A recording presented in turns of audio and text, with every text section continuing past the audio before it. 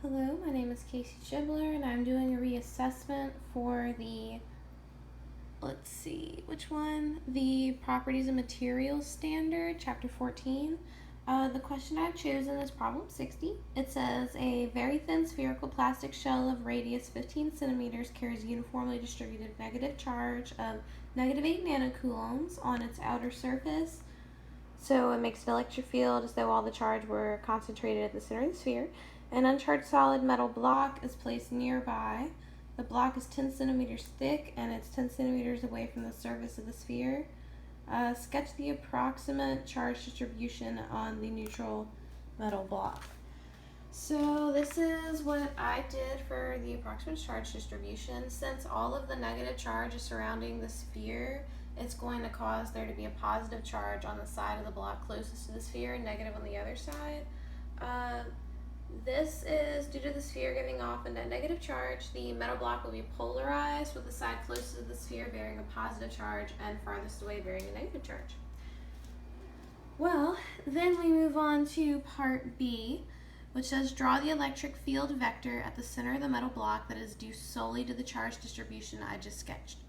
So that's including contributions of the sphere. Well, that's where I get to part B, and I have the electric field going in that direction, mainly because the electric field is going to flow from the positive end to the negative end, because a positive charge is going to have the charges going out all the way around, and the negative charges are going to have it going in all the way around. So therefore, it'll go that way. Alrighty, and then we move on to part C. This is calculate the magnitude of the electric field vector you drew. Explain briefly and make any approximations of what they are.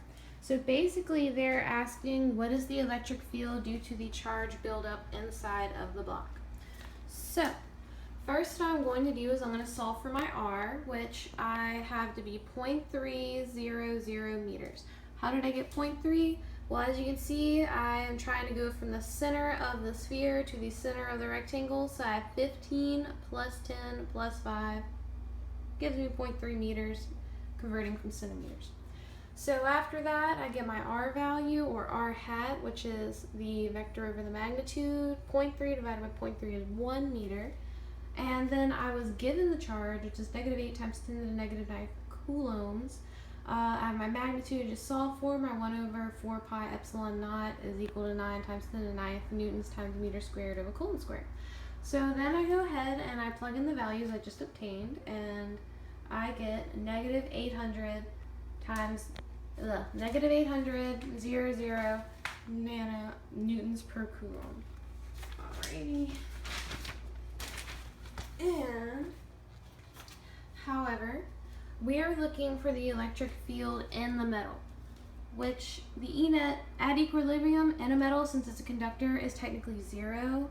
So the following should actually be observed. We just solved for the electric field from the sphere to the metal, what it's doing to the metal. So if E net's 0 and that's the electric field from the sphere, that means the electric field from the sphere and the dipole should add up to equal E net, which is 0. So 0 equals negative 800 nanonewtons per coulomb plus E dipole, and then I get the electric field of the dipole, and that gives me a positive 800. So that is actually the electric field. It's just the result of the charge accumulation on the surface where the dipole is. That concludes my video. Thank you. Oh, actually, no, it doesn't. My glow script will not pull up on my computer right now because it's being dumb. So instead of using that, I chose to use Excel as my calculator because it is in fact an even problem, so there is no answer in the back of the book. So as you can see, I have my B1, which is my 1 over 4 pi epsilon naught, my B4, which is my R hat, and my B2, which is my R hat, and my B4, which is my charge, over my B3, which is my magnitude squared. And that gives me negative 800, which was the electric field that I had to solve for from the sphere onto the metal. So thank you very much.